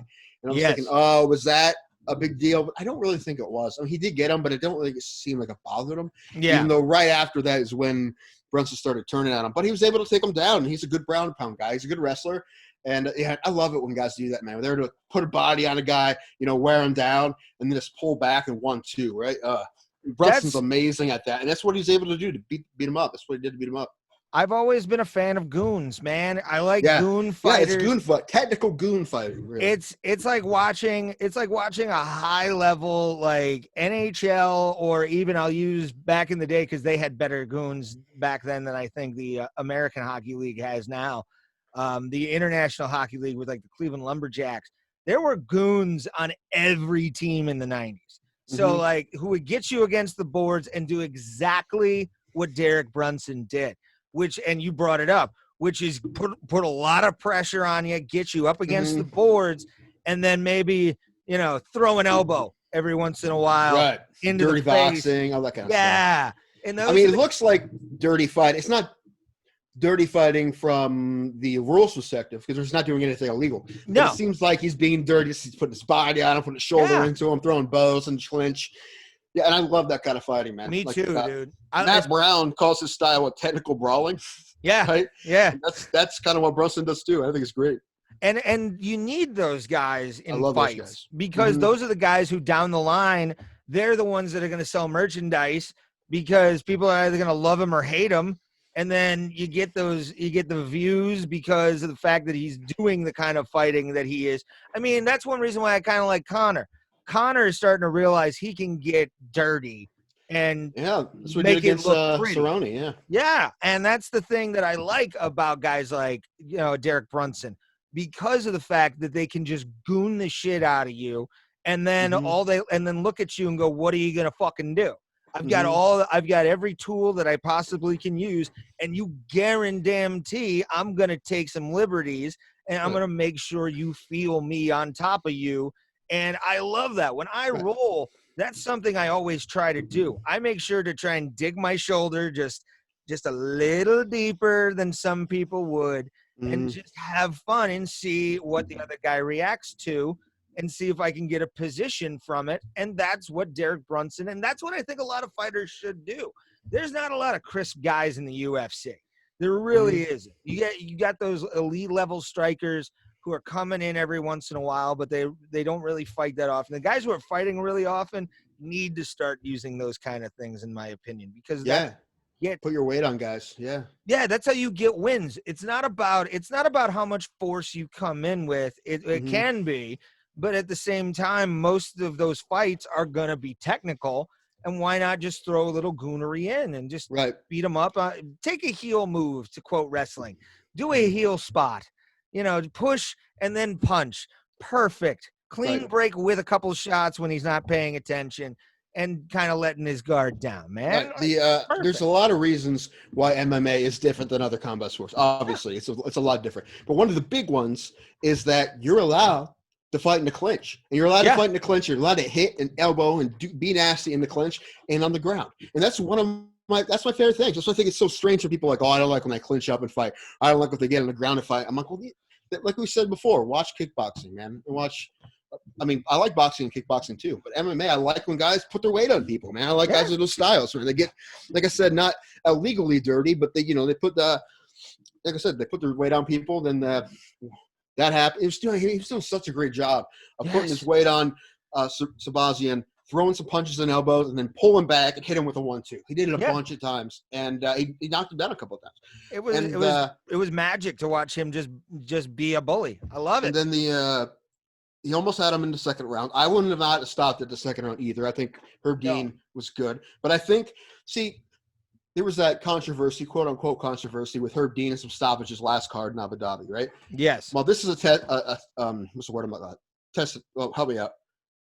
the word testament. Testament. Thank you. I thought this to myself earlier when I was watching it. I'm like, this is the testament. Then I just freaking forgot the word testament. I had some beers. All right. Testament. Thank you, Ray. That will happen again. I'll have to ask you for help on the word. All right. Testament. It's a testament to how good of a ref Herb Dean is, because he knew that it wasn't at a point where he probably should stop it, but he was close, right? So he got the doctor in. He made sure he was ready to go. And if you would have saw that stoppage in the third round out of context with no commentary, you'd be like, what is he doing? Yeah. Why is he stopping the fight? But you see the whole fight, you realize it's genius. Because as soon as he's like, okay, Brunson threw him down with a takedown that was barely a takedown. I think he just basically kind of threw him, and he fell over, hit him 1 or 2 times, and Dean's like, this kid's done. This kid's done. And it was perfect. Perfect stoppage. Oh, yeah, sure. Hats off to Herb Dean, sir. It's great. He was perfect in the situation. Herb Dean tonight or Saturday was on point. I think honestly, he goes out there and even in that end of the second round, he was really close to Derek Brunson. He was literally like leg almost on shoulder to put it in and kind of give Shahbazyan an extra little kick, But it's one of those kind of deals where it's more or less he did the right thing. He did. He was on top of it. He was almost. I equated to he was like the referee in Mancini versus Chacon, where after the Dooku Kim incident, if you remember that one, where I think we've talked about that in the show before, right? Anyone who doesn't know that one, because it's what year is that? It was in the 70s, it was like 80, 80s? 80. It was in the mid 80s, I believe. 85. Yeah, Mancini had a fight against what was his name? Kim. Dooku Kim, yeah. Dooku Kim, and it's a fight that went the distance, correct? Yeah, I believe. Well, even if it shouldn't have. Even if it was stopped, it should have been stopped a lot sooner. And Kim ended up dying a day later or so. Yeah, dying from his brain injuries. They wouldn't stop the fight. There was clear indication that he should have many times. Right. And it was not a good fight.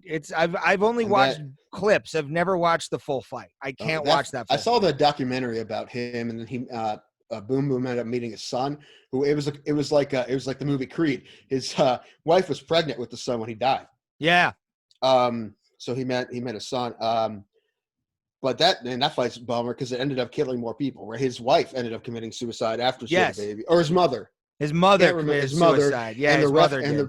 And the referee as well. Yes, which is a real big bummer. And the referee in that. So no one wants to be that guy ever again, right? No, and I don't. I mean, I can imagine. I mean, even like I watched the Chacon pay-per-view on YouTube because there's the full pay-per-view on YouTube, including the introduction and all that kind of stuff, the backstory about Ray Boo Boo Mancini and Dooku Kim, and you can tell there's remorse in Boom Boom's voice when he talked about that fight after it happened.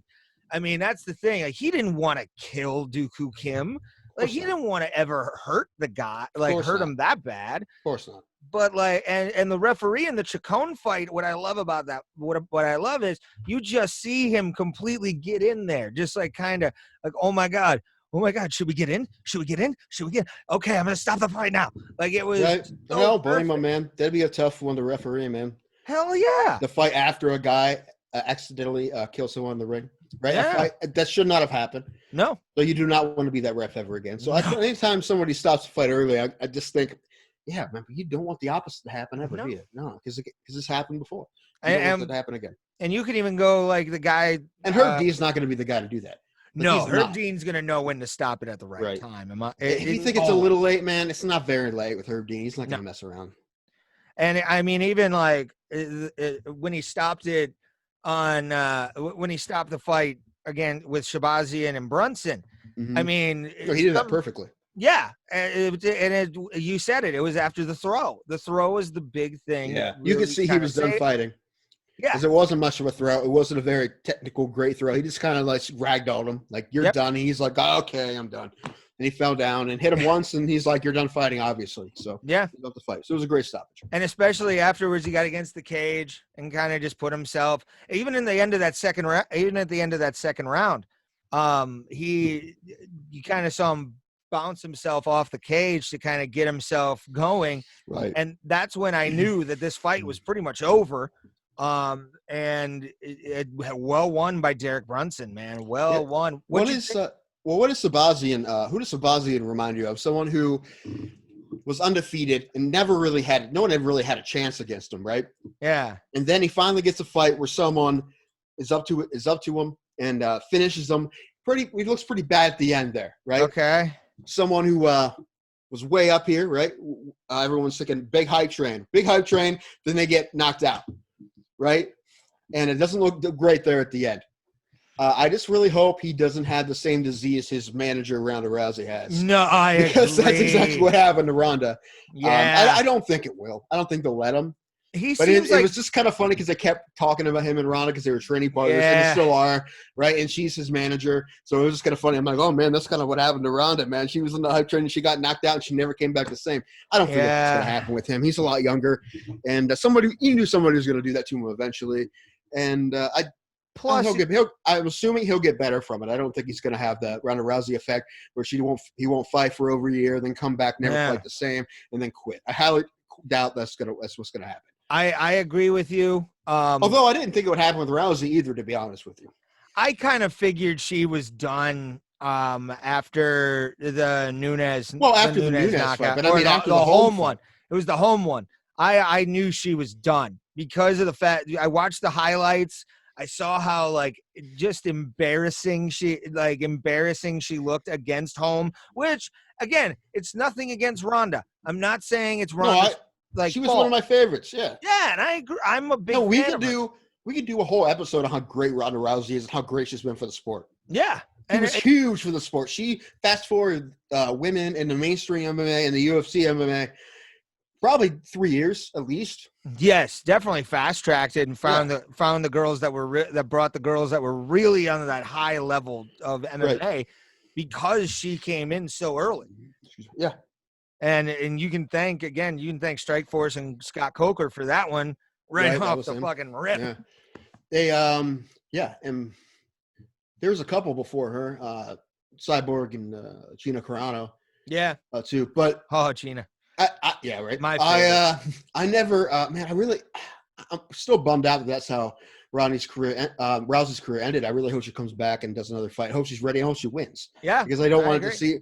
That's not the one blemish on her amazing career is that she had 2 really bad losses. That second one, I mean, against who we now know is the best female fighter on the planet ever, right? Yeah. Amanda Nunes, right? So it's not a big deal that she got finished really quickly by Amanda Nunes because everyone has, right? Yeah. She's a monster. So it's not a big deal. And Holly Holm's great too, right? So you lost against 2 really great fighters. Well, then, mentally it just didn't work out. We don't know what's going through her head, obviously. We just knew that she was done with it. And if you're done with it, I mean, you can't fight MMA if you even think a little bit in your head that I may be done with it. Because you're going to get yourself hurt. Yeah. So I understand it. Man, I just kind of wish, maybe she get it back in her. The heart and the will to compete. It would take a lot because I know she's not wrestling anymore, but she has other things going on. But I would like her to come back and get a win. And if she comes back and doesn't win, well, I still get hats off for coming back. I would really like to see her come back. But if she doesn't want to each their own. All good for her. Don't come back if you don't want to, because it's going to be even worse than before. So. Well, she's managing Shahbazyan, so yeah, I think she has a couple fighters. But there's no shame in losing Holly Holm and Amanda Nunes, though. No matter who you are, those are monsters. So. Absolutely, especially Holly Holm being your first loss, who's a former many times. But she got knocked out. People get knocked out. Yeah, but she's also a multi-time women's kickboxing champion. She was fighting silly too. She was fighting silly against her. She thought she was so good that she could just out kickbox people. But you can take everyone down, you can arm bomb everybody. Just try to do that. I mean, right? And she had the chances against Holm. I mean, Holm made it a little difficult for her, but she could have kept trying that. But she decided because she knocked out who she knocked out, Best Korea. Yeah, she knocked her out. She thought she could not, but it's not Holly Holm. Besh had a fight last week, right? She had a pretty good fight. She had a win. But she's not Holly Holm on the feet. No. And Amanda Nunes is a monster. So It's going to be interesting now to see where the women's divisions are. The fact that Amanda's going to be defending both belts, apparently, from what it's looking like. She keeps saying, I don't know if she's going to keep going down to bantamweight. She doesn't like it. She feels a lot better at featherweight. She can do whatever she wants. She doesn't need to go to bantamweight. She doesn't need to prove anything. Exactly, my friend. I mean, it's not a whole lot of featherweight. There's not even rankings. So UFC doesn't have rankings of featherweight because there isn't enough fighters up there yet. Nope. So. I wish there were. There were. All right, guys, we're going to hop off here and go. I've got a show tonight in somewhere. It's an underground show. Can't really tell you where, but I can tell you that I will post. How underground is this show? It's actually underground in a bar, so it's a lovely thing. Well, you can't tell anyone where it is. It's just you have to RSVP. It isn't comedy. It's Ray's burlesque debut.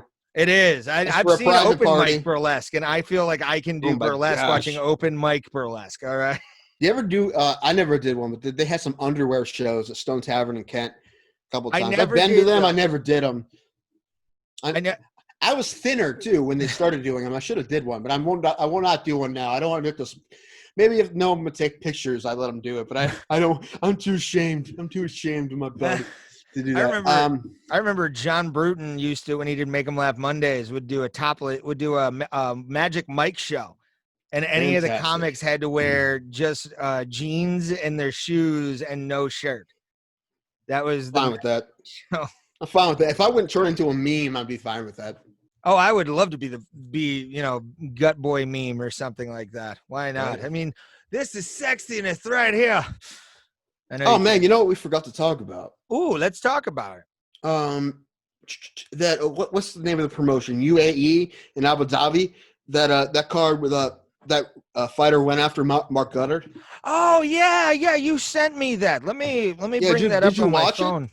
I did. I watched the clip, and honestly, this dude should be suspended for any competition around the world. All right, I'll break it down. So this is what happened Friday at a fight in Abu Dhabi. I can't remember the guy's name. Ray's looking it up. Mark Goddard, the English gentleman referee who does a lot of UFC cards. He did recently. We talked about him when he was doing that the card where the guy kept kneeing the guy in the balls and in the face, right? And he took 2 points away. He was kind of no nonsense about that, right? He wasn't real happy about that. He's not really the guy you want to go after when it comes to that. But what happened in this fight is this guy won the fight by rear naked choke. And he's choking the guy, and the opponent taps out. Goddard tells him to break it up. The guy wouldn't break it up. He just kept going. And Goddard pulls him off and then kind of pushes him a little bit and kind of yells at him, "What do you do? What are you doing?" And this guy, the fighter who won the fight, gets in Goddard's face, pushes Goddard multiple times as Goddard's yelling at him, which he should yell at him. "What the hell are you doing, dude? You let go." That's how this sport works. That's what keeps the sport from being a sport and not a street fight. It's things like that. Rules, right? When a guy taps out, you let go. Or at the most, wait till the ref. Okay, I'm not going to let go till the ref tells me to let go. Fine. But when the ref tells you to let go, fucking let go. He didn't. Goddard was pissed, as he should be, so he's yelling at the guy, and the guy gets even more pissed at Goddard for whatever reason and pushes Goddard. Then after that happened, the guy runs around celebrating his win, jumps on the cage, whatever. Then he finds out, surprise, surprise, sir, Mr. Goddard disqualified you, which he should have. Yeah. I don't know if he was going to do it before he got pushed, but just for keeping that choke in, man, he should have disqualified. I think he was probably going to let it. I think he was going to let the win be a win. But you can't. And his name is Ahmad Al-Darmaki. This dude, what a piece of shit. Well, so do you think Goddard just got a little too pissed off when he started going after his ego? You can't push me. It's not that. I mean, honestly, I think he should get DQ'd. It wasn't just a little bit, hey, you let go. It was like 3 or 4 seconds, which is like a lifetime. Well, I mean, my thing is, I would have let it go just because you're like, okay, whatever, you're a dick. Mm-hmm. But like once you put your hands on the referee of anything, that's immediately like how many you've had it in the past where like players have probably pushed you or something like that. And no one's put their hands on me, but if they had, they'd be thrown out right away. It wouldn't. That's how it should be. I've never had a coach put his hands on me when I'm refereeing hockey, but I've had coaches just because they get really abusive and completely just stupid. Right. No, I've had to throw kids and coaches And out. you I never get wanted to do it, belligerent, but just take your freaking win, dude. right? Like that's on Damarki for that one, or Dumraki or whatever it is, Right. for just being a total cockstain, dude. Like Right. how could it be that way? It's also for him getting so pissed at Goddard for getting his face about it and then pushing Goddard. It's basically say, well, did he think he was in the right by Yeah, holding that choke? It's outrageous. I mean, any other videos, and there aren't many, luckily, where that happens. Referees always scream at guys yeah. all the time because that's what you would do. I don't know, and I was thinking this, we'd have to get maybe a riff on. Well, I don't know what the precedent is for what are you supposed to do if that happens. What are you supposed to do if a fighter won't give up a choke? What's the protocol there? Is it kick him in the face? Like, what are you supposed to do? You're supposed to go, guys, he won't let go. I don't know what to do. I mean, I guess you try to physically break it up, but you're not a fighter. I mean, some of these refs are bigger guys, but also there's some guys that, you know, these are heavyweights or whatever, that the refs aren't supposed to be fighters. They're supposed to be referees. So I don't think they're expected to be able to physically rip two guys apart. Well, I mean, that's the thing. Like, I've looked into being a referee in the state of Ohio, and you have to have some training and knowledge of martial arts to even be considered for an application.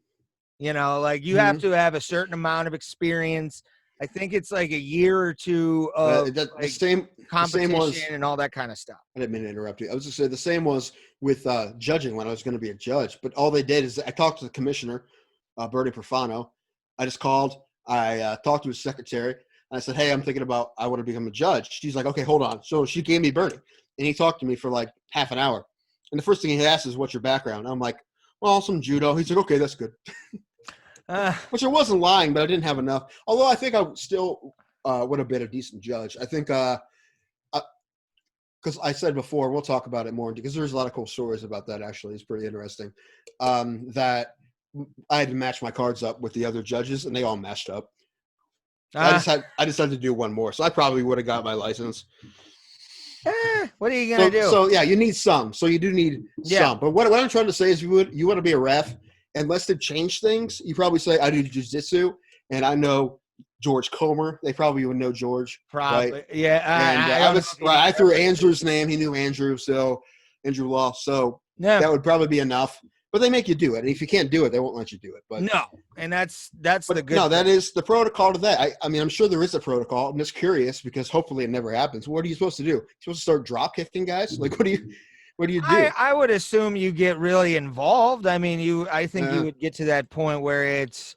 I wonder if there's something that says if a guy really won't let it go and you can't get rid of him physically, do they say just do whatever it takes? I mean, I would assume, especially for the safety of the other stomping on the guy. Yeah, I mean, you're supposed to do, and like I said, they're not supposed to. I mean, some of these guys are maybe they used to fight or they know some martial arts, but still, there's two guys. You're not supposed to. You don't have. Sorry, one of the precedents are prerequisites. Again, I'm forgetting words. One of the prerequisites for being a ref is not being able to beat up everyone, right? Yeah. That's definitely not one. So I don't know if they expect you to be able to physically remove two people. Yeah. I mean, can Mark Goddard or Dan Murgliata pull away two flyweights? Possibly. They're big guys, right? But not everybody. They can't do the heavyweights and they can't do the real strong guys, right? They're not fighters. They're refs. So I don't know. I'm just curious. Like I said, we have to get somebody on. Scott Corbin may know that. He's a guy kind of knows all kind of. We're going to have Scott on here soon. We haven't got a date yet. I talked to him the other day. Yes, again. I'm very excited to have Scott on. There's so many people we're going to be having on here. I'm going to start really pulling some strings as well to kind of get us what we need to get for interviews and stuff like that. And if you're an MMA fighter and you want to, be a part of the Bro family, give us an email at broplata@gmail.com. That's how you can get a hold of us. For if you're an agent, if you're somebody who, wants to do stuff and promote stuff, we're willing to come up. We're willing to have you on. You can also follow us on Instagram and Facebook at Bro Plata. Search YouTube for the YouTube clips and the video podcasts. Tim Danko, what is your social media, you sexy boy, you? At Dig Danko, Digdanko. That is on Instagram and Twitter. On Facebook, Tim Danko. Love it. Yeah. Hey, this week, Thursday, Friday, Saturday, I'm going to be at the Funny Stop Comedy Club working with Bill Bendon, who's very funny. So if anybody wants to come on out to Cuyahoga Falls, come on out to the Funny Stop. Going to be some fun shows. I think John Armstrong's there with me too. So Nice. he's funny. It's going to be a lot of fun, man. That's a one show Thursday, 2 shows Friday and Saturday. Check out funnystop.com. Yes, go help out the Funny Stop for sure. Yeah, it's a great Pete place. and If you haven't been everybody. there, show up. Yeah, Pete and everybody there is running a great place right now, especially with the restrictions. I went to Tammy Pescatelli on Friday. First show was a little bit nuts. And there was an attention whore in the crowd that those are wanted to fun. call. Oh my God, it was bad. She actually yelled out, "Get to the point," to Tammy. And I've never wanted like a scenario like the guy with the guitar, the guitar comedian who smashed it over a guy's head when he was trying to like come at the stage. I've never wanted that to happen at a club ever, but I was hoping for at least Tammy to come flying at her off of that, because she just threw her arms up and "Get to the point." And you're like, oh, your husband doesn't give you attention. It is funny when you see someone in the crowd who's being a bigger attention whore than the person with the microphone. I know. It's like, what happened in your life? Like, I'm up here telling dick jokes. Yeah, we're the biggest attention whores. You think we should be, right? Yeah. But if you're being more of one than the people in the audience, that's impressive. Really, it's impressive. Yeah. And not the time and place, but yeah. Oh my gosh, and that was just it was a fun night all in all. That night it was Chris Harvey and Amber Maida were on that show as well. They did very well, and congratulations also to Chris Harvey on his headlining set at the Funny Stop. For sure, man. I heard it went well. That's good. Yeah, he had a very good crowd, and also like I said, Tammy had a great crowd. It was almost full.